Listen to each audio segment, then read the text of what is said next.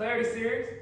When we focus on knowledge is power, man. That's what we're definitely gonna focus on this series, this episode. Let's jump right into it. I know everybody, since the last time we shot it, we got a verdict on Breonna Taylor and her tragic death. And unfortunately, we're not really surprised, but we're still kind of shocked. That's the crazy part. Ain't nobody surprised. I mean, nobody's surprised, but so give a quick rundown. No officers were convicted for the murder of Breonna Taylor, the unlawful death of her. There was a settlement of $12 million between her family and the city of Louisville, Kentucky. $12 million. But the best part is for. They take the money. Yeah, they settled for the money. I think the lawsuit was for more. They settled for $12 million. Do you think that's why she ain't get no justice because they took the money? You think if they deny the money, she would have got justice? So let me get to that real quick. But the settlement was for the lawsuit of unlawful death. I'm pretty sure. Unlawful death? Mm-hmm. Unlawful death. So like it wasn't warranted or wasn't justified shot. Already pushed you in. That ain't what I'm making the face. What's the money for? Unlawful death. Her life. Her life. They gave her $12 million for her life. We apologize. What was the money for? Unlawful death. So why didn't they get convicted? All right, so look. So here's my theory, right? So this is a lawsuit. It didn't actually go to trial and wasn't convicted.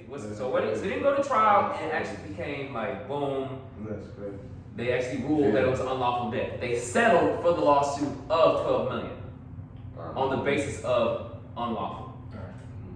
Now, I think the issue is that once you address and say, all right, we feel like this is, it was a justified shooting, we're going to take this to court, and you lose, Right.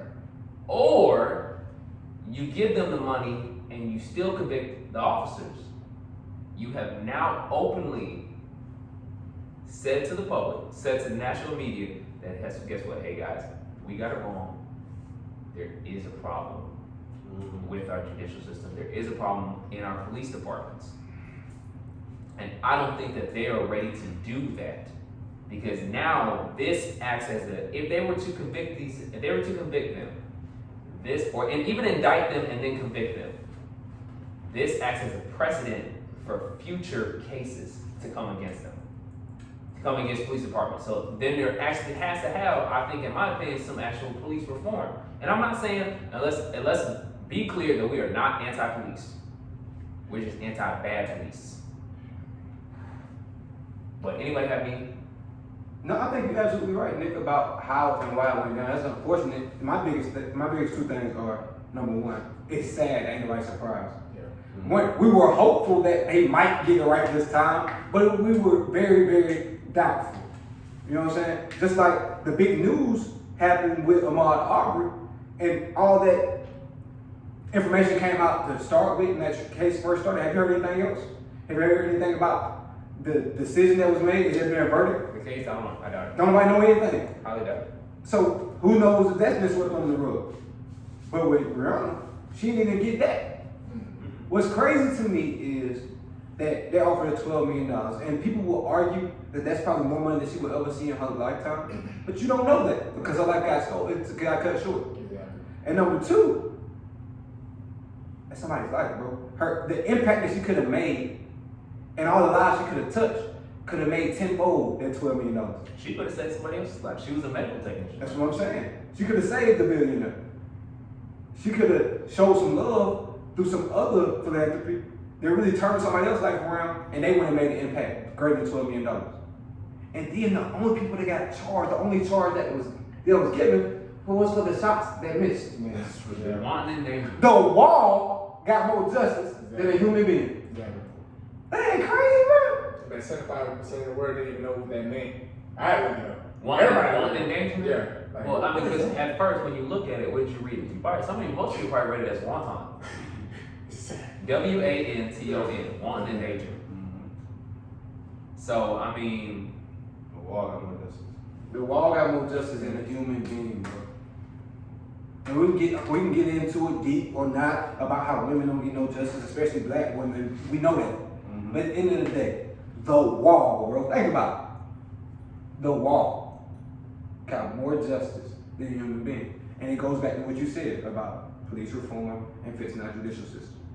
And if we don't do that, or if we don't find ways to make them set them presidents even when they don't want to, or we put people in a position that's bold enough to set them presidents and make them tough decisions that go against the typical norm of America's history, we're gonna continue to see this cycle of history repeating itself. And that's sad, but it's the truth.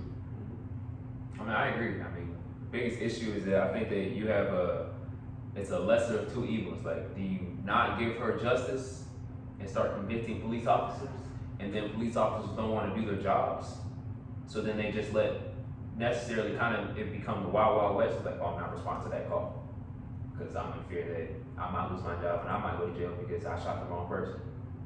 And I understand that it's a sickening way to look at it, but at the end of the day, there are some people that out there that there are some police officers that are out there just trying to do their job, right? And then there are some that are out there that they got a gun, so they're going to use it. Yeah, keep that. So it's a sticky situation, but I don't agree that it was called. But at the end of the day, that somebody lost their life and nothing happened. That's the biggest issue. Something happened. What we wanted to happen, that happened. You're right about that. Something happened, but we didn't what's called. But the outcome that we wanted did not happen. Something happened. The justice was not served, Yeah. but something did happen. You're right. I think they think that black people only want money. So if they give them some money, they'll be alright. You feel me? Well, I mean, How you treat us? to an extent, I mean, that's what money's there for. Is to like to hopefully that you'll just go away. But see, we saw so much money get donated when George Floyd lost his life. So many companies came out and said, we're gonna pledge this to this cause, we're gonna give 100 this way, we're gonna give 50 this way. Athletes. His casket was gold, 24 karat gold. Now, that was a stupid amount of money for me. I'm not. But they give that money in the sense of like, okay, we with y'all, but they don't really do much. And then once they make that claim, where's the money for real? Because we still hear about Get that money and write it off. we still hear about the tragedies that go on in Chicago. We still hear about the lack of opportunities for our inner city children, after school. So like we have these grand claims of money being important to our community, but like who was that money being given to? And who received that money? Are they truly a member of our community? That can, then allocate it appropriately. Yeah, I mean, I agree. They give the money in a way that they give the money to like, oh, okay, we cool now, but I don't think Hey, that's we good? true We good? emotion Alright, we're with good. it. They don't like buying. We're good. You feel me? See, my take, I don't want to say quick take, but my take on just everything in the case is like, it's somewhat obvious, It's like, they were saying that, the boyfriend, having drugs delivered at his house, okay, whatever the case may be. She's at home, they're in the house. Even if they got a warrant, no knock warrant from the judge, they come in there, unexpectedly the guy, they saying, some of the neighbors saying that they didn't hear the police officers knock on the door, and someone said they did. You have the right, as somebody to, if somebody knocks at your door, you don't know, they don't identify themselves. Premium. You have the right to protect yourself. You have the right. Especially in the state of Kentucky, because it is a stand your ground state. You have the right. So jumping forward, everything, whatever, they didn't find any drugs, they didn't find anything in the house. So what was like? It was reckless of the police officers, or the whole situation was just reckless. She lost her life, and By the way, huh? the boyfriend is still living. Still living. On top of that, they had charged him, because when he shot first, they charged him for attempted murder. Or I'm not exactly sure what they charged him with, but they dismissed that. Okay, so they dismissed that. So they just basically just saying that what they did was just reckless and wrong. They gave them the $12 million, They putting our face on everything, justice for Breonna Taylor, all this publicity, all this, and gave him that weak conviction. Like it's obvious that like what they did was wrong. Like, why you just don't charge him? It go back to what Nick said. Think about it, bro. Let's take, it's gonna sound crazy, but let's take the subject of murder. Right. And unlawful death out of it. Right. It was a bad business transaction. Yes. They made a mistake. Yeah. They didn't own up to the mistake. Mhm. And instead of attacking it head on and addressing this is what we did wrong, this is what we're hoping to fix it. Right. They start coming up with loopholes and different schemes on how they can cover their butt. And as the more and more they got publicly embarrassed, the more and more they started to try to pump good publicity out here and run all these good look kind of campaigns type deal. And then when everything kind of went back to normal, and as soon as they could peek their head up a little bit and see if it was clear or not, they paid some money real quick and got out of there. Yeah. Like Nick said, the president, they refused to set the president for justice because if they did that, they admitted to everybody that they made a mistake, Exactly. that we are wrong, that our criminal justice system and our judicial system is screwed, and we got to do something to change it. And that ain't what's going on. It takes a lot of guts. You got to be really, really bold, not only as a mayor and as a governor and as a state official in Kentucky, but to make that president in your own state, boy, realize what you're doing for the whole rest of the country. Right. And I don't think a state like Kentucky, when a whole bunch of white officers kill a young black lady, care enough about it or willing to be that bold. So let's go back to what Nick said. Who's gonna be willing to set the president? Who's gonna be bold enough to really attack the issue and really, no, this is what I'm standing on, this is what's right, and this is what the people voted me in for. And speaking of voting, we have a tremendous opportunity in the next month or so to try to kind of restore the right and wrong in our country. So I hope we take advantage of it. I mean, I agree. And I wouldn't even want to urge more so even towards the president. I'm more urging towards the local officials.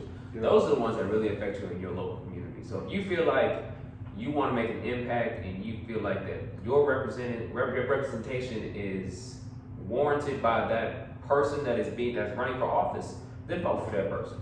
I want to push so more towards like, oh, this the huge elation of like who gets to run our country for the next 4 years. Because to be honest, we screwed either way. But that's another topic for another day, bro. That could be a whole other episode. But if you in the state of Georgia, because that's where we're currently located, or all other followers that are outside of the state, go to GeorgiaVotersGuide.com, and it'll give you a rundown of everything that you need to know that's happening on November 3rd. It'll give you polling sites, and we got a quick couple polling sites for Cobb County and Cherokee County and Douglas and Carrollton. But if you go to the Georgia Voters Guide, man, it has information on candidates, it has your polling location, it can tell you who represents what, you can even look at amendments that are being passed, Senate notes and everything in between, bro. It's a great resource to go educate yourself before going to the polling booth. Even if you missed the deadline to register to vote, it's a great resource to use to look up and educate yourself just so you know what's going on in your country and in your state. Like Nick says, it's bigger than just the president. They really aren't the people, they the figurehead. Your local officials, the guys who make those laws that affect you on a day-to-day basis, those are the ones you need to focus on. These elections every 2 years are the ones we gotta take more serious because these every 4-year elections ain't getting the job done. Movement and legislation changes and policy ain't happening quick enough every 4 years. Life happening too fast, things changing too fast because it's so constantly evolving that we gotta get more involved and more engaged in the local elections every 2 years so we can see that the changes and the issues in our community really start to change. So Nick gonna get a rundown on where you can vote if you live in Cobb or Cherokee. Then I'm gonna do Douglas and Carroll County. So I'll give you just a quick couple ones from Cobb. The main offices, of course, the Northwest, the Cobb County, the West Cobb Regional Library, the Northeast Precinct would be the Art Place, the Black Box Theater. The East Precinct will be East Cobb Government Service Center, and in the South will be the Riverside Epicenter. Cherokee County, there's a couple of them because there's a lot of places in Cherokee County that you can go and vote. Honestly, it looks like it's twice the amount in Cobb County. Air Acres, Arnold Mill, Avery, Ball Ground, Bascom, Hickory Flat Elementary, just to name a couple. There's a bunch of places that you can get out and think to look, if you're registered in those areas and you know that that's your particular place, get out there early and go vote. I encourage you to, if you can, if you've already submitted your absentee ballot and you got that, get it, fill it out, send it back in as quick as possible. But even if you feel like, because it's crazy right now and going on this during the pandemic, even if you you can't vote in person, definitely I urge you to definitely vote through an absentee ballot. If not, go to a place where, make sure that, or try to get at a time where that it might be a little less crowded. Get in there, get your vote in, place your vote, cast your ballot, and then get on out of there. Gotcha. Appreciate you, Nick. And as far as Carroll County and Douglas County goes, man, they both have a ton of polling locations. So I'm gonna run down the highlights, I guess, the major centers, kind of like Nick did, in each county. So if you're in Carroll County, if you live in Bowden, you need to go to the Bowden Senior Citizen Center. If you live in Carrollton, you need to go to Carrollton City or Lakeshore. If you live in Fairfield, you can go to the Fairfield Recreation Center right there in your community. If you live in Temple, you can go to Temple Senior Citizen Center. If you live in Billerica, you can go to Goldust Park, the Billerica Civic Complex, or Power Park, just to name a few. You can go to carrollcountygeorgia.com, click on voter registration and info, and you'll find out exact details on your specific location based on your code, your location code, and where your address is and all that. As far as Douglas County goes, you can go to celebratedouglascounty.com and find out all that similar information. Some of their most prominent locations are the Boundary Water Aquatic Center, both the old courthouse and the new one, and the church at Chapel Hill, and finally Atlanta West Pentecostal. So if you live in Carroll, Douglas, Cobb, or Cherokee counties, research and do your own, and find out some more information about where you need to go and what you need to do. Even if you don't live in any of those counties and you tap in whether you live in Georgia or not, do your research, because knowledge is power. You don't know until you go find out for yourself, because these people only tell us what they want us to know. It's called propaganda. They call it TV programs for a reason. And every channel has their own agenda, from ABC to Fox to CNN. All these news outlets are working together to confuse us in a sense where we don't know who to vote for. So the people who are in control can continue to stay in control, and they gotta worry about us little people, us middle class and lower, who actually going to work every day and really putting this country on our backs. You can really figure out what's going on and realize how much power we do have. Black, white, Mexican, whatever your race is. If you're a middle or working class, you're the ones who are the leaders of this country. That's what makes it the middle pot. That's what makes this country so great. Not an orange president who's telling you who you ain't or who you can't be, or putting you against each other, or another president candidate whose track record don't align with what he's saying now. That ain't what's important. What's important are figuring out what local officials can help you, what people in your community that you can connect to and join in efforts to make your community and your city a better place, and then really be the change you want to see. We say that a lot, but it's going to take action to make it done. But some of that action, and some of that most important action this year especially, is going out to that poll. So know who you're voting for, have an idea about what they're standing on, wear your mask, be prepared to stand in line, know that some foolishness might happen, ballots might disappear, you might get some double or triple mail-in opportunities. Just do what you know is right and do what's in your heart. Don't let nobody persuade you, because you know what you want in your community. You know what's near and dear to your heart as far as policy and procedure and legislation goes, and you know what you want to see in your community before you leave this world. So do what you need to do, man, and know that knowledge is power, and it's on you. And that's just my piece on that. That's what's up, man. You've been pretty quiet this time lately. How you feel?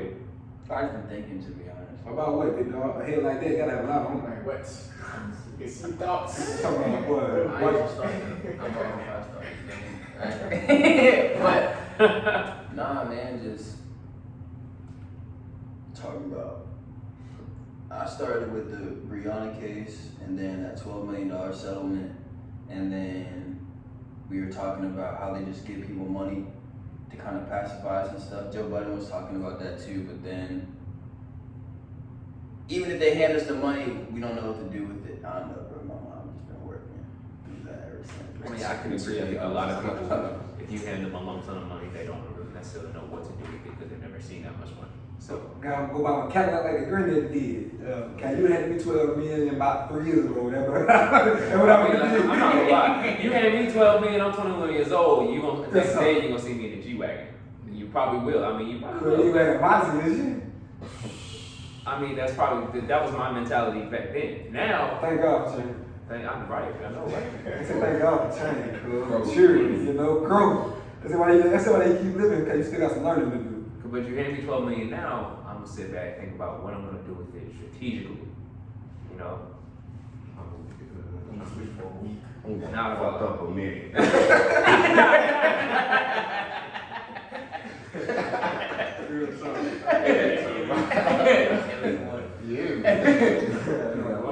But man, in all seriousness, man, know what's going on. Stay connected. I know social media can be overwhelming, so if you need to take a break and kind of like decompress for a minute, do that. But you still need to be connected about what's going on in your community, what change you can kind of help evoke, and really just being involved. Bro, believe it or not, you're a role model. Even if you don't want to be, somebody is watching you.